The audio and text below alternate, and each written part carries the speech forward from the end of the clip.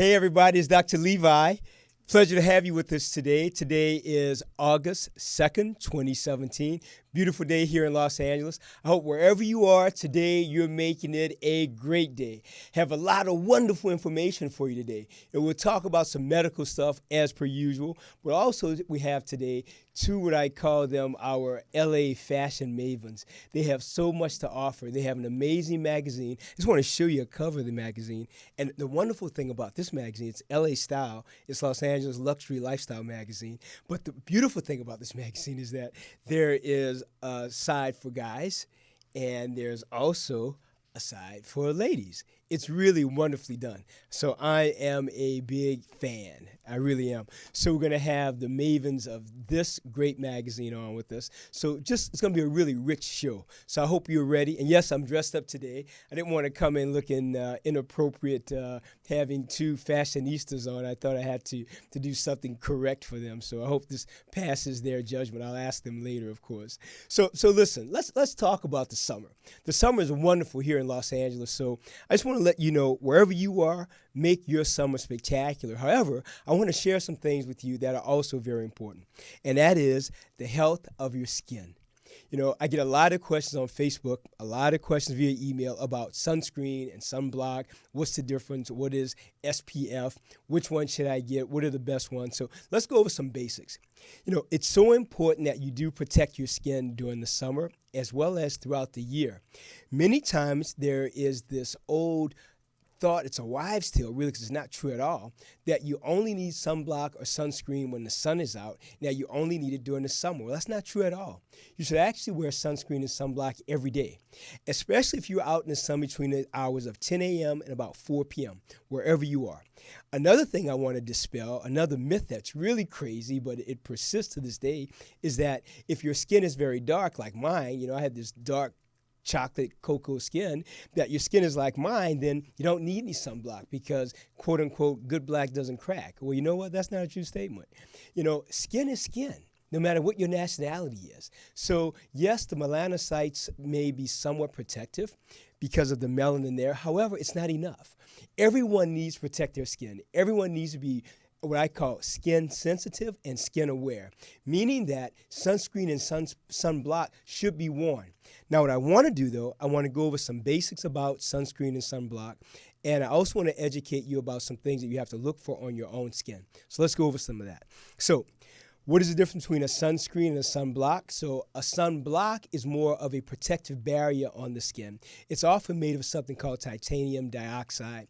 These are often, they look very, very thick. They look, you know, when someone puts them on, they look very silver or greenish or gray sometimes, or very ashen. So that's a block. Now, the sunscreen is more of a chemical barrier, which again, you put it on your skin, and it acts to basically, both of these, you want them on, we want both of them because you want to block UVA as well as UVB light. So that's ultraviolet light, the A wavelength and the B wavelength. Now, with that said, what is SPF? SPF stands for Sun Protective Factor. Now, I want to go over what that really means. So, for example, if you get an SPF sunscreen, let's say it's 15. Well, let's say you're in the sun and your skin will normally start to burn at 10 in 10 minutes. If you have an SPF of 15, that means you can be in the sun for approximately 150 minutes before you burn. All right? However, it's really clear that you should apply and reapply sunscreen and sunblock every hour to every half an hour. Now, if you're swimming, if you're out in the water, if you've dried off a lot, if you're sweating a lot, then you should do it more regularly. Again, maybe every 45 minutes to an hour. So now let's go over this issue of you get a sun SPF of 15 versus an SPF of 30 or SPF of 80 or 90. So a lot of this is about the money, you know, when you buy these things. So an SPF of 15 will give you protection from approximately 93% of UVB light rays. Now let's go over that. SPF only measures ultraviolet light, the B wavelength, okay? Even though you want protection from UVA and UVB, because UVA and UVB, both of them cause skin damage, Both of them can cause skin cancer. Ultraviolet A can cause even deeper sun damage than ultraviolet B. Now, with that said, SPF only measures ultraviolet B wavelengths. Now, so if you have an SPF, sun protective factor of 15, that blocks out approximately 93% of UVB rays. Now, it's not a linear thing. So you would think that if you go from SPF of 15 to an SPF of 30, then you're going to be over, it'll be 93 times 2, which would be 186% of UVB rays. That's not correct. It's this. So, review. SPF of 15 blocks out approximately 93% of UVB rays. And SPF of 30 blocks out approximately 95 to 96% of UVB rays. And SPF of, let's say, 80 will block out approximately 97% to 98% of UVB rays. That's why it's so important to not think that if you get something that has an SPF protection of 95, that is doing something amazing. It's really not. The change can be dramatic monetarily, but it's not giving you more protection physically or physiologically. So I hope that's clear. Now, the other thing I want to share with you is the following. When it comes to buying sunscreen and sunblock, it's so important that you get something that's called broad spectrum. Why? Because broad spectrum will cover rays that are UVA as well as UVB protection. All right? Now, so let's go over some basics again. No matter what your skin tone is or nationality, you should be wearing sunscreen and sunblock every day. Number 2, if it's cloudy outside, that does not mean that the rays are not penetrating your skin. So even if it's cloudy, UVA and UVB rays still get to you, so you have to protect yourself. Now, what are ways to protect yourself? Well, wide brim hat, long sleeves, clothes that are more reflective. The other thing that's so important is that you wear glasses. Now, let's talk about that. Ultraviolet protection on glasses. You want to have glasses that do have ultraviolet protection. However, I want to tell you this. If you're someone who will do what many of us have done, and that is when you're at a gas station, for example, you see some sunglasses that look really cool, that look really nice, they're like $450. Well, when you buy those glasses, they will look like sunglasses, basically. However, they can make the ultraviolet protection to your eyes worse because they don't have ultraviolet protection on the lenses. Therefore, even though your eyes will be more open because of the shadowing and the darkness of the lens, this can let in more ultraviolet rays to your eyes, so you're not protected. It makes it worse. So if you want to invest in glasses or sunglasses, make sure that you have some that are ultraviolet protective glasses. That's very important that you ask that question. Don't just buy them because they look cool, because they may look cool. However, you may not get the benefit that you think you're getting. Now, let's go over a few other things. We're talking about this now because when it comes to skin protection, there are different forms of skin cancers, of course, and different forms of skin disorders, from melanoma to squamous cell carcinoma to basal cell carcinoma to actinic keratoses to different types of moles you may have on your skin. This is so important. I want you to hear this. I want you to hear this really, really well. And that is the following. If you have a mole that has the following, has a change in asymmetry, if the border looks very irregular, if there's a change in color, if the lesion seems to be evolving and getting larger, if it bleeds, if it itches, if it looks variegated. Variegated is this term that we use that means it has a patch on it that looks brown or blue or green or yellow. Have different color textures like that. If the texture changes, then these are things that you have to have evaluated by your dermatologist as well as by your internal medicine doctor. Don't wait. Your skin is an organ. It's the biggest organ that we have. So you have to make sure that you protect your skin, because a skin lesion can look very benign, but it can change. If it changes, you have to be aware of what you have to do to protect yourself. All right? I want you to be healthy. I want you to be beautiful. I want you to be spectacular. Why? Because there's only one of you in the entire universe. You are unique. So I want you to live in your purpose. I want you to know that you have value, and no one has to define you. No one has to validate you. You're perfect just the way you are. Now I want you to have perfect skin also. That's so very important. I put on my sunscreen. Sometimes I look like I'm gray, but you know what? I do it when I go to the beach to work out because I know what will happen if I don't. All right? It's very, very important. Well, now we're going to bring on our guest momentarily. So that was our medical moment for today. I hope it helps you. I hope it reminds you to be safe with respect to the care that we have to give to our skins. It's so important that, you know, the skins that we wear, the skin that we have, this is all we get. So be aware of that. So now let's make a little, I didn't say a little, but actually a big change to talk about fashion, to talk about beauty, to talk about style. Well, I'm really fortunate today to have two amazing women that really are the essence of the following. They're the essence of intelligence, of entrepreneurship. They're the essence of beauty. They're the essence of hard work. They're the essence of a faith-based company. They bring forth in their magazine, I want to show it to you again, it's LA Style. I love the magazine, and I want to ask everyone to really go out and get the magazine, to go to their website, to really think about investing in their company because they have so much to offer. And they have so many multiple platforms when it comes to fashion, style, luxury, eating, proper eating, nutrition. It's just a great, great magazine. So I want to say that, yes, I'm a fan, and yes, I endorse this magazine wholeheartedly. It's absolutely stunning. The photography, the pictures, the front covers, and the front and back covers, because both covers change, because on the front there's a male side here, and in the back there's a female side. But of course, it's really what I call gender neutral. It's for everyone. Anyone who wants to learn about style, you want to really open the pages of LA Style. It has a lot to offer. So I want to welcome to the show today the most amazing, phenomenal two women when it comes to fashion here in LA and really internationally. So I want to really, really thank Tricia Love for being here today, as well as Christina Andreu. So thank you, ladies, for being here. Thank you. Thanks for having us. Oh, absolutely. Gosh. Absolutely. All that you said was so... It's so true.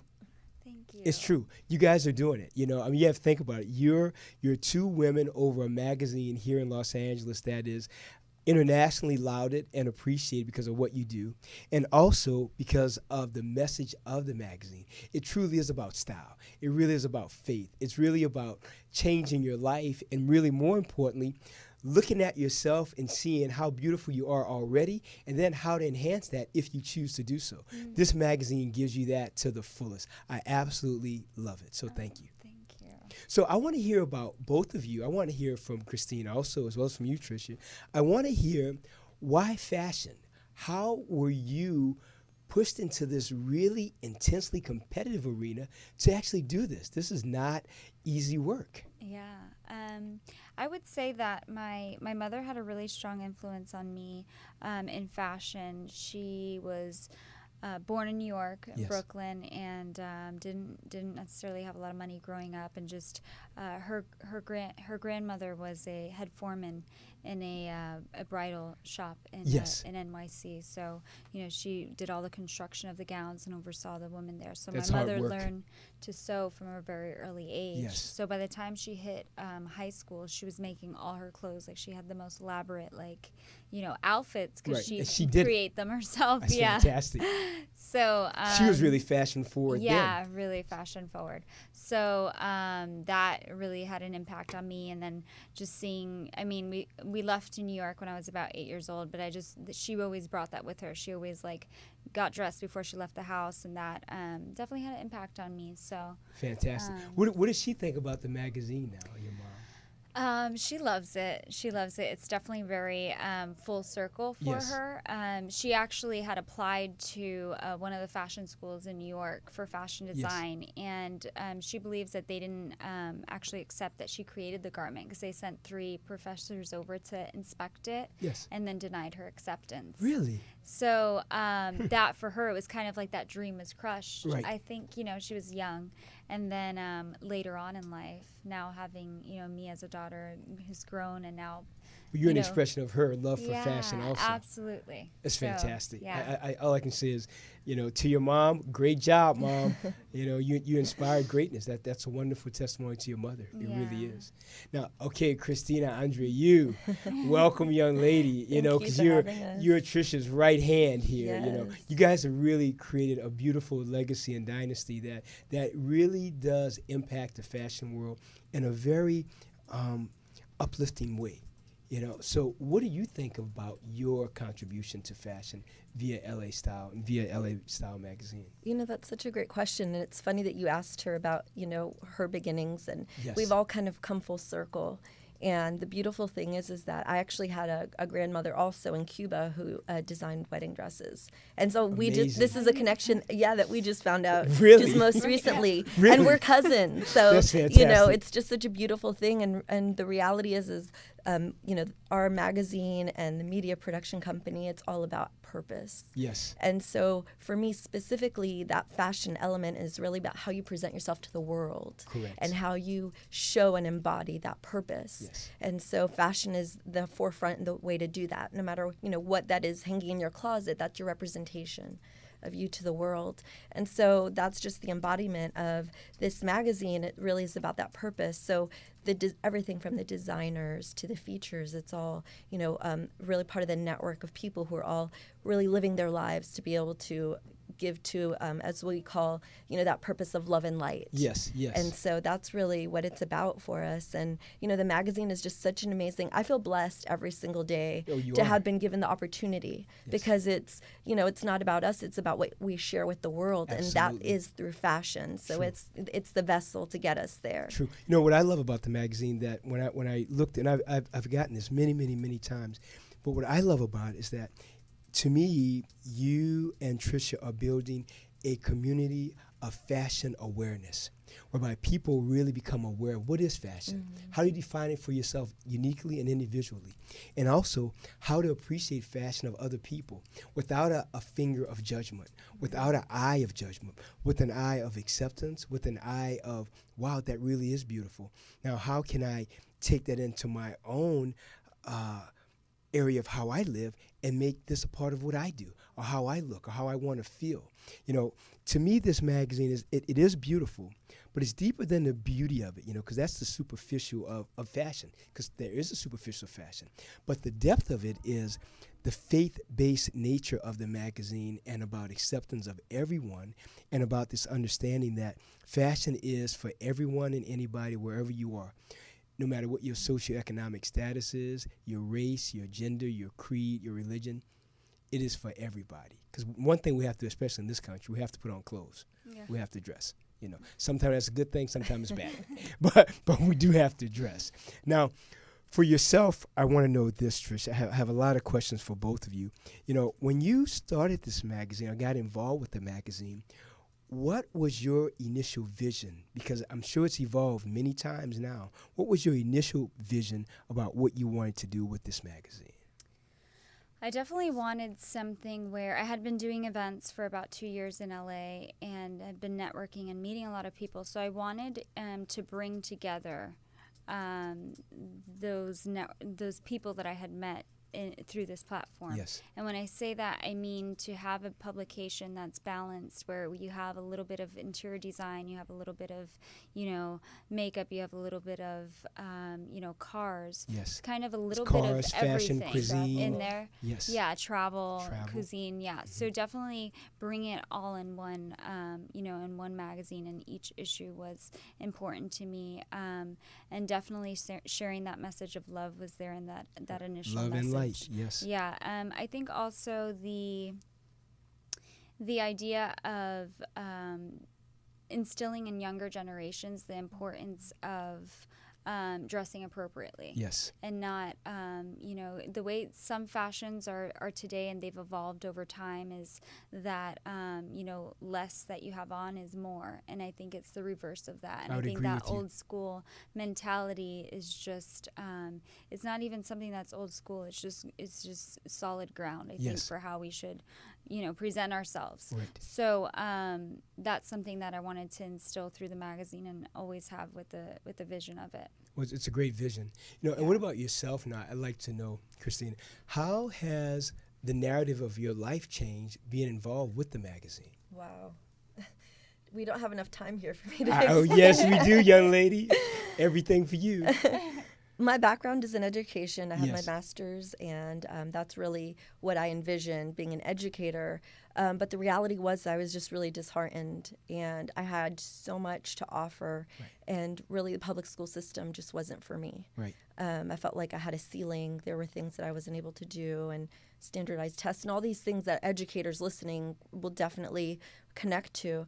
And so on that journey, if you rewind to 1999, I joined the military, the Army Reserves, and I joined to be a journalist. Right. And I joined because I wanted to write and share people's stories. And so I got deployed in 2003 to Iraq, and that totally changed my life. So what was it like for you being in Iraq? You were deployed to Iraq. You've also been in Afghanistan. You've had 3 tours of duty. How did that impact your life and vision with respect to not only fashion, that's part of it, but yourself as a human being, as a woman of color? That's such a great question, because it's always been on the forefront as a minority, Yes. as being a Latina, as being a Yes. female, Yes. as being a young woman who really wants to project myself as a model. Right. Even as an educator from the very beginning, our parents instilled in us that faith and that really living for a purpose. Yes. And so, for me, turning 21 in Iraq, my first tour and all those things really was a huge blessing. And, I was blessed to come back full body, mind, and spirit. Right. Unfortunately, some soldiers are not. But Correct. for me, it gave me that perspective of the way the third world lives and Yes. how blessed we are in the U.S. Very much so. And that perspective has always, gone with me everywhere. And so being able to really appreciate what we have, and when, we do have a platform, whatever it is, in our audiences, whatever that platform is in your life, to be able to use that for greater good. Absolutely. And so for me, for the military, it was more so what I could do. It wasn't, I didn't have this immense America perspective, but it was like, what can I do in my own influence, in my own world, to be able to spread love, to be able to make a difference. Yes. And then so, if you fast forward a little bit, my passion was journalism, and I went into education, and then Tricia contacted me and said, I have this project. I know we can execute, but I need an editor-in-chief of the magazine. Right. And so from that day forward, when I said yes wholeheartedly, we've been committed. Every Right. part of our life reflects the magazine Right. and our successes and the growth that's happened. Right. So, everything about my life has changed as being able to have this platform to be able to share. Yes. And to be able to connect people. And, every single issue we highlight a nonprofit organization. Which is fantastic. We highlight individuals who are doing Yes. really big, beautiful things. Right. And for me, that's so powerful. Right. That's everything. And so for our lives to be pointed in that direction and to be able to grow and to continue to make those connections and Absolutely. continue to share with our audiences, that's everything. I think it's great because, again, I think this magazine is a testimony to what you both are doing, which is really building a community of forward thinking, not only with fashion, but also about nonprofits, about giving back to the Yes. community. Because, as I always say, we only get what we're willing to give away. So why not give away more kindness, more love, more compassion, more service? Because then we get more of that back. Yeah. I think so often our country, based in capitalism, is so much about give me take, that many times people forget it's really the joy of living. The joy of living, the greatest echelon of humanity, I believe, is always about service. How can I give back to my community? How can I do for someone who can't do for themselves? To remind them that, yes, you can do it. So I think it's so important to really recognize that this magazine is about that, about changing perspectives and narratives, about giving back, about being involved. It's one thing to say, well, I know about that charity. It's a different to say, well, I go there 2 hours a week and I volunteer. It's one thing just to write a check versus to go and give your time. It's one thing to write a check versus to go and speak to a young youth who want to hear what you have to say, to say, well, if you got there as a poor black boy from New Orleans with a rat-infested house, with a dad who beat your mom and who was an alcoholic, then how can I do that? How can I change the narrative of my life? So you guys are doing it really well. Thank you. Yeah, You know. that's powerful. Now, I'd like to know, as two extraordinary Latino women, what are the challenges that you feel you faced when you started this journey? Because I know it hasn't all been raspberries, strawberries, and chocolate. Yeah, I definitely say one of the things is just the fact that yes, we are women, we are Latinas, but also we're young, Yes. so. Yes. In essence, we're very serious about what we do. I mean, we produce this and we move forward with that, but sometimes it's like almost like a catch-22 because, you'll get the attention of people, but to get them to take you seriously, and this is really happening, and Right. And to invest also. And to invest is a challenge because they would think that, you're not capable of, or it's not serious. So Right. that definitely has been A challenge. a challenge, and it's still something that we do deal with today. And I don't know if it's something that would ever go away, and it may be because of that male versus female Dynamic. thought process dynamic. But The good thing about that, though, even with that existing, the great thing is that you haven't let that stop you. Yeah. You still risen above. You are a woman. We hear you roar. We see you making a Yeah. difference. And the great thing about what you and Christine are doing is that think about the major impact you're having on other young women, as well as young men, but specifically young women, especially young women of color, who are thinking, and they will see the show, will say, well, they did it. Well, what about me taking my idea to the FIDM, Fashion Institute, and maybe saying, I want to do this, or going into politics, or going into teaching, or going to the military, whatever they choose that makes them the best possible version of themselves. yeah, I think having your end goal in mind, or an idea of what that is, because as we evolve, that too evolves. But if you have an end goal in mind as to where you want to be, if your office is going to be, you've always envisioned your office being at the top of a building, whether that incorporates you rising up in another company or building your own. Yes. You're yes. consistently working in that direction. If Absolutely. that means that you have to work under other companies in order to get that experience, to get there, and then maybe one day, launch your own thing. I think that never stopping in the road is important because you're constantly going forward. You're constantly climbing those steps. Always And, movement. Always movement. I mean, for me, when the journey for fashion started for me when I was in if I could share that. Yes, but yes. I want to when hear. when I was in Miami studying fashion design. Yes. And some people know, some people don't. But at that time, I actually conceived my son today, who's 6. Oh, that's fantastic. So rather than let that stop me, obviously I had to readjust Oh, things. yes. And then, we came to California when I was about 6 months pregnant. Right. So, and I continued to go to school. And then, in maternity leave, I continued to study. And now in the generation that we're in today, I mean, if you have 5 minutes of time while you're cooking in the kitchen or whatever your opportunity is, YouTube is a college, in essence. I mean, it's not, you're not getting a degree, but you can utilize your time wisely to Google, to search, and to educate yourself Right. with the time that you have. Absolutely. And that's what I did. So, Well, you've done a great job. I can tell you that. I So- mean, the magazine is a testimony to that. yeah, I really mean that sincerely. It's a testimony. yeah. know. So. What about faith? I like to know, Christine, how does faith play a role in you getting through the challenges of being involved with a magazine that's so wonderful, yet it does have its challenges? How does your faith change the narrative of your life and what you're thinking about doing with this magazine? The reality is faith is really the foundation for everything that we do in our own lives and for the business. And so when we do have challenges, it comes back to really believing that we have that higher purpose and that faith in God. It's not about us, and with His power, anything's possible. Everything. Yes. If you look at amazing leaders in history Yes. that had faith and were able to rely on that, it's the same concept. With God, anything's possible. Right.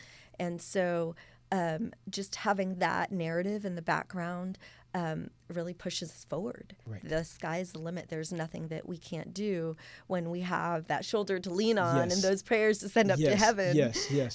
To continue to push forward. So there are always going to be challenges, but it's a matter of perspective. Right. And so when we come together and we talk about those challenges, it's always a matter of, wow, we've grown so much from this. There's so many lessons to be learned, we will use those next time. So it's never been a matter of those challenges are challenges, they're lessons. Yes. And because of our faith, the reality is that when you have that light to shine, you can't hide it. No, you So cannot. our reality is that's our truth. That's the basis of the magazine, that faith-based. And it's all encompassing because God is love. Pretty much. So no matter what lifestyle you live, Right. whatever background you come from, Right. no matter what mistakes you've made, no matter what you put on at the end of the day, God is love, and there is no discrimination there, and that's just really beautiful. And Right. so that's such a part of the message, is that light and love, it doesn't point at any skin color, any particular person,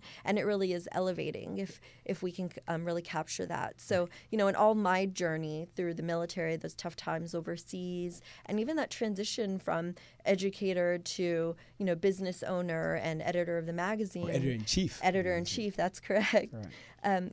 It is about just believing that there's a higher purpose, and it's not about me, it's not about us, it's about that higher calling, all the other people that will be affected by the good things we're doing, and Yes. that pushes us forward. It's such a strong reason, Yes. to wake up every morning and say there's somebody else, and we don't know who, but there are other people who are being impacted by those choices that we're making, and to be able to grow and push forward from that is just, that's the basis of the way that we do business. I love it. I also what I really appreciate in this conversation today is the openness about faith, because so often here at the show we have great guests, but often we never really talk about faith, and often they don't really want to talk about that. And I'm okay about not talking about it. I want them to be happy here and enjoy their time here. So if they don't want to talk about faith or politics, I'm okay with that. But I find it so, two things, refreshing and empowering to hear two women, two phenomenal entrepreneurs talk about their faith, and to talk about it fearlessly. Some people might whisper it and then they'll go back to something else. But for both of you to boldly state that it is my faith that sustains me, that you go by this dogmatic thought that no weapon formed against me shall prosper. Every day, exactly. To go in that place of the Lord is my shepherd, I shall not want. Knowing that everything is possible with faith. I so appreciate it. It's really exciting to be able to share our faith, because Yes. a lot of times you see people on TV, successful celebrities, successful business owners, and the question I want to know is, how did you get there? Right. And it wasn't the money. No, it wasn't never, the hard work. There was never. something behind that. Right. And so, it's kind of like just getting to the meat and potatoes. Right. Like how can other entrepreneurs, other minorities, other, Get there. Latinas, Right. how do you get there? Right. And it's number one, finding your own purpose. Right. And how do you do that? Right. I think that's the critical part. How do you find the following? What you love that can sustain the life you want to have, and can you find what you love that will be of service to other people? Service really has to be in that mix. But first, it's the issue of, how do you find what you love? So many people are on a journey of self-discovery, and I think unless you go deep, either through meditation or prayer, I think you're always floating. I think you never are grounded in anything. My dad used to always say, stand for something or you'll fall for anything. Which when I was a kid, I used to think, oh, here he goes again. But I get it now. At 35 plus, I get it. It makes sense. You have to stand for something. And I think faith is a great place to stand, because I think it gives us a shield, and it gives us a platform that we can live in authentically. And it's also the knowing, if you dive into that faith and how we found, that purpose or that calling. What was the specific question? I said, how did you find your... How did you find your purpose? How did Your you find your purpose. purpose in what you're doing? Yeah. So, and then what you said about the rock is us having that faith as a rock. It's what sustains us, and we know that rock, that foundation, isn't going to leave. Right. So we can move confidently in that. But I think going back to finding your purpose, I think that it's something 100% you have to meditate on or pray on. For me, I prayed on, and it's a talent that everybody's given gifts. Everybody. And it's Everybody a matter has value. of tapping Everybody. into them. Everybody. Right. So, when I started styling, sometimes it takes a change of scenario or perspective to really realize what your gifts are. Yes. Because many times I feel like people don't, they underestimate what they've been given, or they underestimate the value of their gift. Absolutely. So growing up in Orlando, I always kind of felt a little like, I dress a little bit more, and people would be like, "You're just going to the grocery store." I'm like, "So." Right. So when I came to LA, I was like, "Oh my gosh!" Like, there's so much going on here, you know. So as far as like fashion, but then I realized, because this industry, I mean, with celebrity styling or shoots and stuff, there became an opportunity to create a revenue stream from that. Absolutely. And that's what I saw, because I didn't see that opportunity prior in Orlando. So definitely tapped into that, and then I went into, kind of fast forward, when we got to, how did this magazine happen? About two years ago, I was praying, and I was reading the Word, and I was like, what is my purpose? But I had stopped, because everything happened for me very quickly. I started doing these events downtown LA. They were really successful. For 7 to 8 consecutive months, we'd have 300 guests come to a rooftop in the middle of the week downtown LA, and we'd coordinate everything for them. But it happened very quickly, and I took a step back. I took 6 months to be with my husband and my son, and really analyze things. And at that time, my aunt was very ill, and I went back to help her, and my mom in her passing, and my cousin. Thank you. But in that time, I assessed. Right. What was going on? You looked at the narrative. I meditated. Right. I looked at the narrative, and I said, what's going on? Okay, we're really good at events, but is this what I really want to do? Am I really doing this impact? I know that it was initially for marketing. What is this? And then in that time of prayer is when the thought of the magazine came to mind. And I had already been building the brand for LA Style House. The name was connected, and that was tapping into that deeper purpose. But definitely, taking that time to assess the narrative, meditate, and for me, it was pray, was in feeling confident in that. And in your choices. In that choice, yeah. I'd like to know, what would you guys say to our listening audience about things they should think about when going into business to make a business successful? What are the things, I want you to tell them the good and the bad, of how to remain fearless, how to keep going no matter what. I want you guys to talk about that. Christina, can you expound on that? Yeah, I think anybody going to business really has to have a plan, short-term and long-term, to not, not quit your job all of a sudden, expect to be able to, pay your bills full-time on that. Right. So having that financial planning or that financial aspect is important. You have to be realistic. Absolutely. If you have a family to take care of, really prioritizing what's important. And I always tell people that even if it's not full-time, still pursue that passion. Absolutely. If you're, like a mom, like Trish was sharing, or, you have other obligations, that's okay. Don't beat yourself up over that. Right. But pursue your passion. Or get frustrated. Just do it. Yeah. Just keep going. Yeah. Even if it's on the weekends, doing what you can do with what was given to you. Right. Is so important. Just pursuing that passion, and opportunities open up from there. I believe that. And so, maybe at that point you don't have the financial ability to open the business per se, but you're still gaining momentum in that direction. Right. Exactly. If you follow very successful business leaders, it never happened overnight. That's true. There's a lot of hard work that goes behind the scenes. Absolutely. That people think, what did you do? I want to do that. Well, there is no, blueprint for really that. Isn't. There really isn't. But the reality is, if you're pursuing your passion, but of course being responsible about it in that financial piece, having an idea, of where you want to head, of having that big picture. When Tricia came to me with the project, she shared with me really a global image of where the magazine was going to head, because we already had that idea in our mind.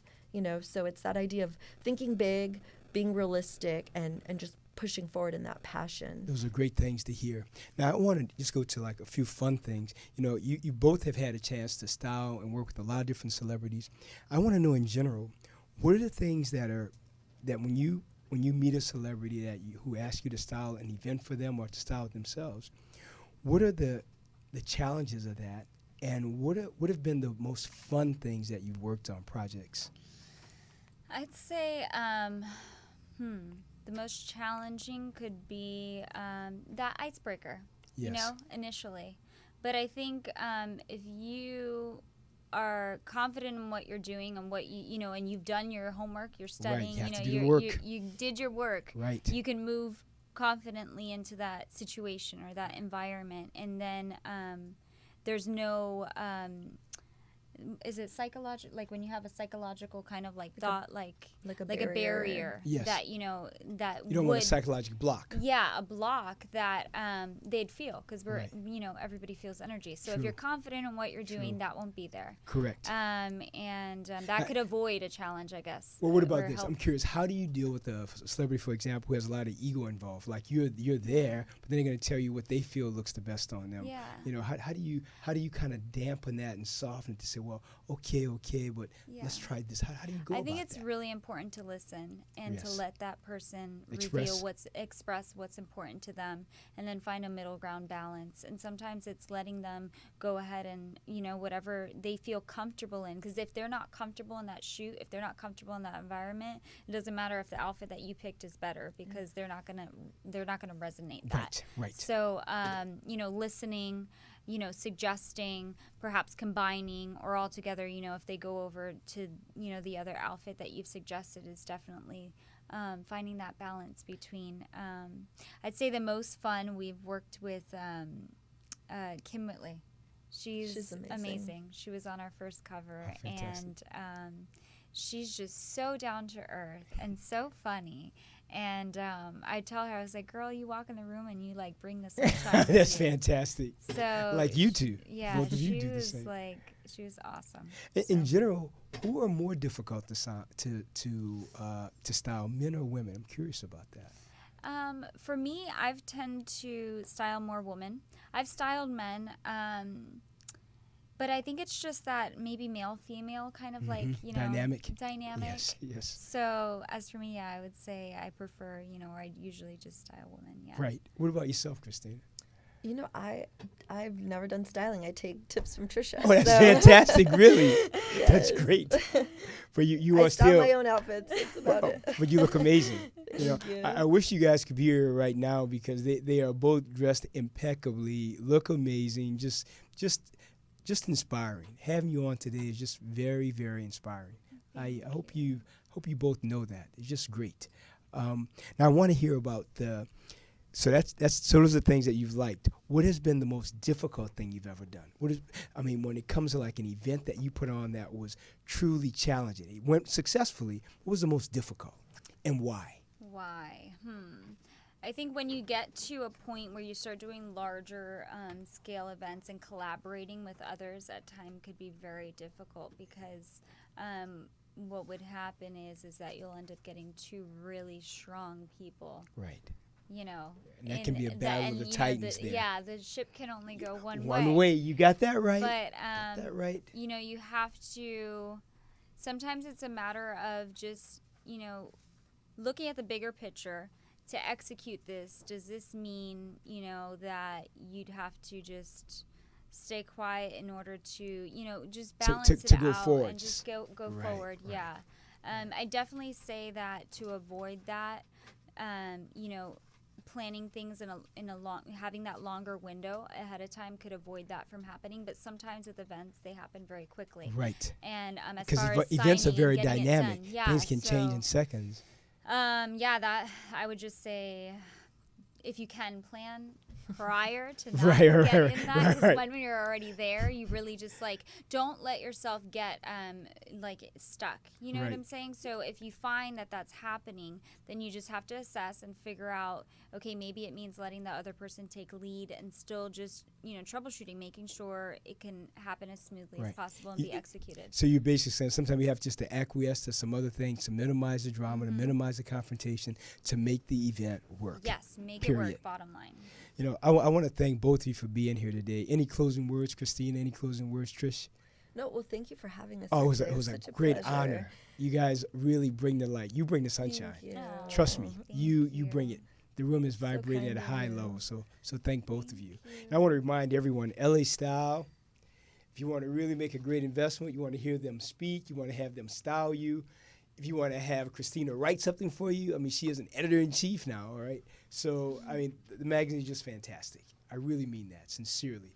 Just fantastic. I want to thank both of them for being with us today. Tricia Love and Christina Andrew Yu, just great, wonderful guests. Very inspiring.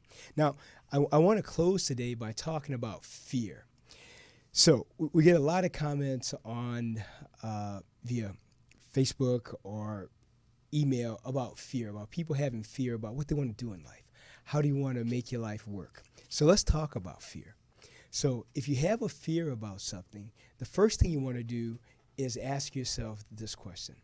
Why do I have fear about it? Why do I think this is stronger than I am? Then you want to empower yourself by thinking, I am greater than whatever that fear is. You fill in the blank. It could be someone you work with. It could be a coworker. It could be a neighbor. It could be your spouse. It could be your partner, your husband, your wife, your lover, your boyfriend, your girlfriend, whomever. But you have to remind yourself that you are more powerful than they are. Then secondly, you have to look at that fear directly in the face and say that, nope, I'm bigger than, I'm better than, I'm brighter than, I'm smarter than. You will not get me. And then the other part of this problem is looking at it as being this big problem as being really tiny. It's not going to stop the sun from coming up tomorrow. It's not going to stop you from having a phenomenal life. So if you have people around you who don't want you to be the best version of yourself, you don't want them around you. If you have fear about how people will think about you if you are a certain way or if you do something, then you know what? Does it really matter? What does matter is that you're true to yourself. What does matter is that you live in your purpose. What does matter is that you try your best to be the best possible version of yourself. That's all you can give the world, nothing else. Once you do that, again, no validation is needed from anybody else because you're doing your best. Just do you. That's enough. So fear, you have to think, you know what? If you're thinking about taking a trip or thinking about a job interview or about a job or about asking someone out on a date or about breaking up with someone, even have fear about leaving someone, fear about leaving a relationship, you know what? You have to remind yourself that you're stronger than, you're better than. So if you're with someone who does not want you to be the best possible version of yourself, if you're with someone that knocks you down every time you want to do something, if you're with someone who criticizes everything you do and say, and not constructively, but very maliciously or vitriolically, then you want to say, you know what? Maybe I can be better by myself. Maybe, let me see. Maybe I can love myself even more. Maybe I can construct the best version of myself without having them deconstruct who I am. Isn't that an interesting thought? So I want you to really think about loving yourself, being the best version of yourself, not thinking about any fear. Fear is this unimagined thing. It hasn't even happened, but you think it has a grip on you. Let it go. Love yourself. Love your purpose. Go forward. Do the work. You have to do the work. It's not magic. There is some faith involved, but faith is not magic. You have to have the faith and believe in yourself that everything can happen if you do the work, if you live in authenticity, and if you're about service. Don't worry about the money. That will all come. That's a byproduct. But if you're serving the world, if you're doing the right thing, if you're living in truth, expect a great life. Be kind to other people. Expect kindness back. That's the bottom line. So I really want to thank again Christina and Tricia for being with us. I want to remind everyone, LA Style, Los Angeles Luxury Lifestyle Magazine, it's phenomenal. All right. I want to ask you guys to please join us on Twitch TV this Saturday. We'll be doing 2 shows, one at 10 a.m. and the other one at 7 p.m. Pacific Standard Time for both of those, so that our United Kingdom audience can see and our European audience. So we'll do 2 shows. I also have some new videos coming up, and I want to thank you all for joining us on all our social media platforms, IG, Instagram, Facebook, YouTube, Twitch, Twitter, YouTube. I mean, I could continue. We have all those platforms we're on them. And I want to ask everyone to please go to LA Lifestyle, go to their website also and take a look. They just offer so much. And follow them, of course. So it's Dr. Levi Harrison. I so appreciate you. And remember, live in integrity and be the best possible version of yourself. And guess what? That's enough. Bye.